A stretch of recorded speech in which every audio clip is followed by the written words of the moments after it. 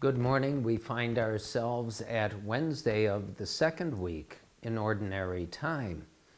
And one of the very important moments that we are actually celebrating during this entire week is the annual March for Life.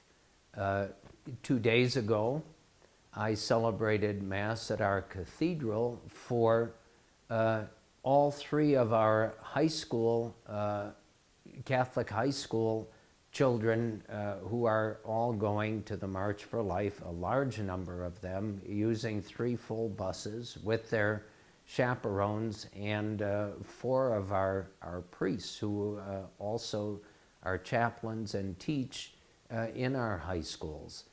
Yesterday afternoon, I celebrated Mass for our diocesan pilgrimage group who immediately after Mass began that long drive on buses to Washington, D.C. And this coming Friday, 2 days from now, we will have the North Dakota March for Life, which we began last year because of all the restrictions at the National March for Life.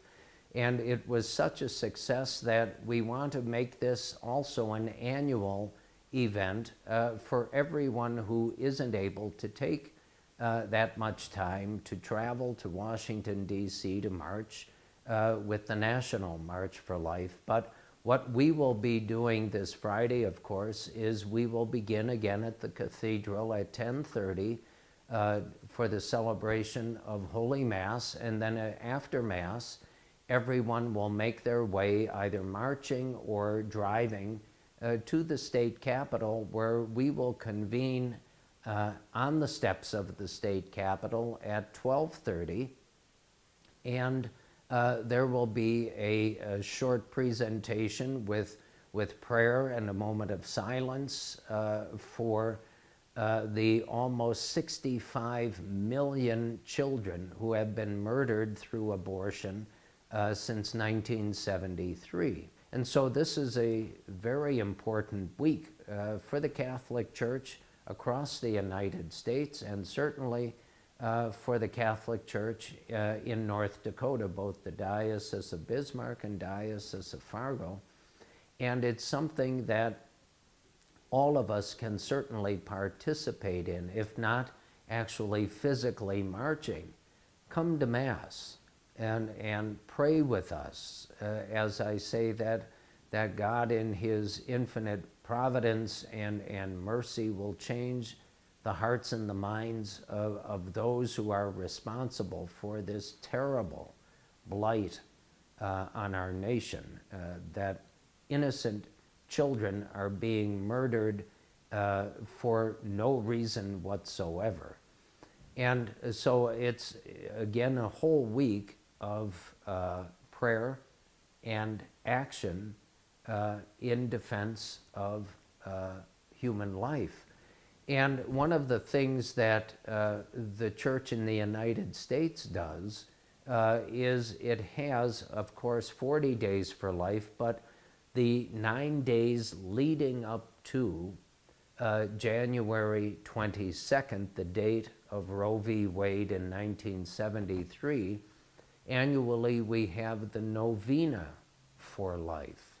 And it's something that is very beautiful, very easy to participate in and pray in, either at home or with a group in your parish, however you want to do it.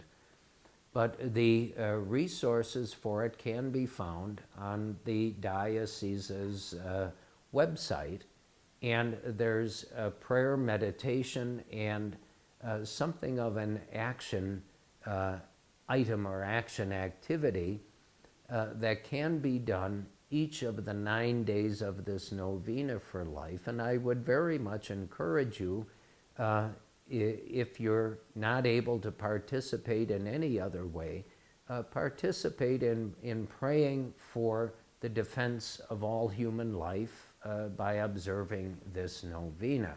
And if at all possible, please come and participate and pray with us at the cathedral this Friday at 10:30 at Holy Mass. And again, if possible, march with us, or at least travel with us, to the state capitol for that gathering for the defense of human life for all of North Dakota.